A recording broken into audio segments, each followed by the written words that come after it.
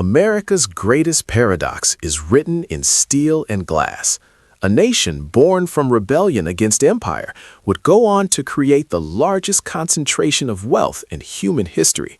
Skyscrapers rise where forests once stood. Markets move trillions with a keystroke, and prosperity appears almost inevitable. Yet this explosion of wealth was never accidental, never purely the result of hard work or destiny. Behind the mythology of freedom and opportunity lies a quieter story, one of timing, systems, power, and carefully engineered advantage. To understand America's wealth, we have to return to its beginning. Unlike the old empires of Europe, the United States emerged with vast land, abundant natural resources, and, crucially, distance from centuries of entrenched aristocracy. Land was cheap, labor was mobile, and property ownership was widespread among settlers. This created an economy where capital formation was not locked behind noble titles, but accessible to merchants, farmers, and industrialists. The 19th century accelerated this foundation. Railroads stitched together a continent, turning raw land into productive assets. Coal, iron, oil, and later electricity fueled industries that Europe had already begun, but America scaled them faster. Immigration brought millions of workers, while legal frameworks favored contracts, corporations, and private ownership. By the time Europe was locked in imperial rivalries, the United States was quietly building the machinery of mass production. The first great leap came with industrialization.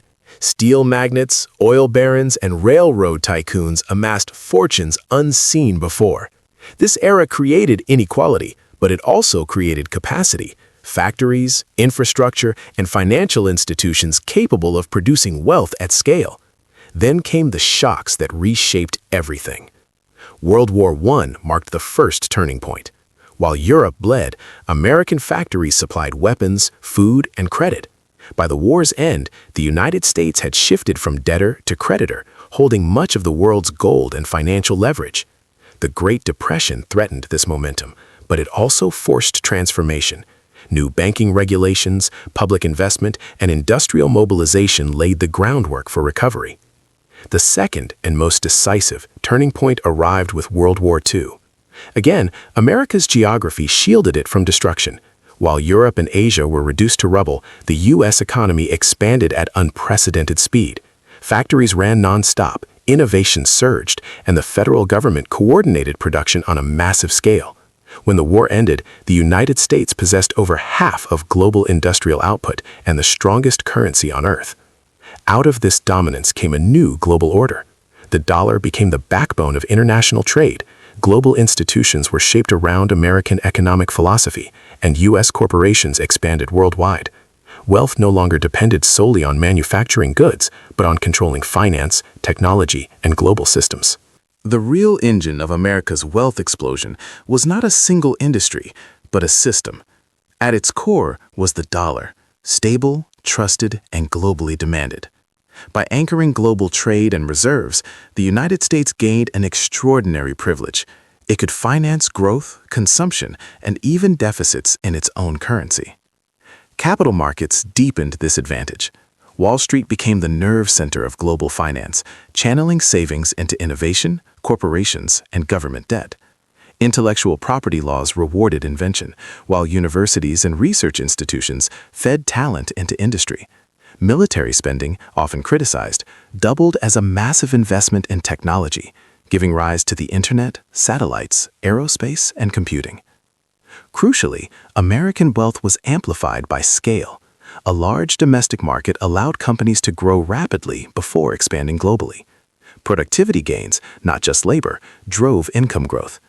Over time, finance and services replaced manufacturing as the dominant engines, extracting value not from physical goods, but from data, networks, and control over capital flows. Today, the echoes of this system are everywhere. The United States remains the world's largest economy, home to the most valuable companies and the most influential financial institutions. Even as manufacturing shifts abroad, American wealth persists through ownership, intellectual property, and financial dominance. But cracks are visible. Inequality has widened, debt has grown, and global competitors are challenging U.S. dominance. The same systems that created explosive wealth now concentrated, raising questions about sustainability. Yet, despite these pressures, the foundations remain intact. Global trade still relies on the dollar, innovation still clusters around American ecosystems, and capital still flows toward U.S. markets in times of crisis.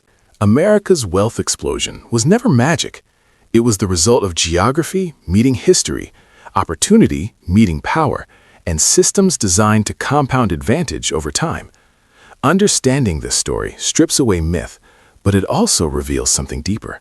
Wealth is not just created, it is structured. Quiet mechanisms that once lifted a nation can be rebalanced to serve not just power, but resilience.